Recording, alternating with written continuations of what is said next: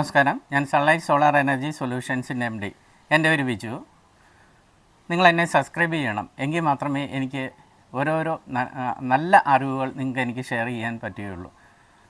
ഒരു ഓഫ് ഗ്രിഡും ഒരു ഓൺ ഗ്രിഡും ഒരു ഹൈബ്രിഡും തമ്മിൽ എന്താണ് വ്യത്യാസങ്ങൾ, അത് എങ്ങനെയൊക്കെ നമുക്ക് യൂസ് ചെയ്യാൻ പറ്റും, ഇന്നേ നമ്മൾ ഹൈബ്രിഡ് പ്ലാന്റ് വയ്ക്കേണ്ടതുണ്ടോ ഇല്ല, ഇപ്പോൾ എന്താണ് നമ്മൾ ചെയ്യേണ്ടത്, അതായത് ട്രാൻസ്ഫോറിൻ്റെ കപ്പാസിറ്റി തീരുന്നതിന് മുമ്പ് നമ്മളൊരു ഓൺ ഗ്രിഡ് പ്ലാന്റ് ചെയ്തു പോവുക.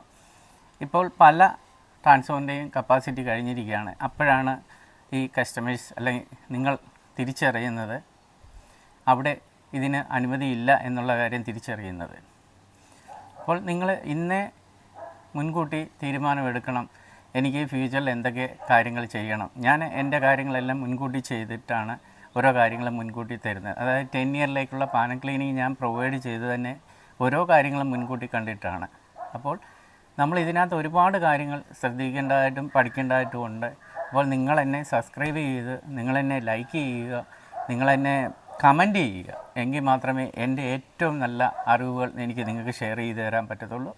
അപ്പോൾ ഓക്കെ, എല്ലാവർക്കും ഒരിക്കൽ കൂടി ക്രിസ്മസ് ന്യൂ ഇയർ ആശംസകൾ.